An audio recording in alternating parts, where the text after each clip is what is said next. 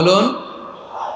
একদল লোক আছে যারা বিপদে পড়লে আল্লাহরে ডাকে, আছে না নাই? পটুয়াখালীতে মাশাআল্লাহ নাই। বিপদ আসলে আল্লাহরে ডাকে, বিপদ নাই আল্লাহও নাই।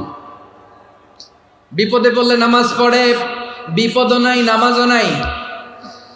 বিপদে পড়লে জিকির করে, বিপদ যখন চলে যায় ওদের জিকিরও বন্ধ হয়ে যায়। এরকম আছে না নাই? কিছু লোক দেখবেন পরীক্ষা আসলে নামাজ পড়ে, আছে আছে।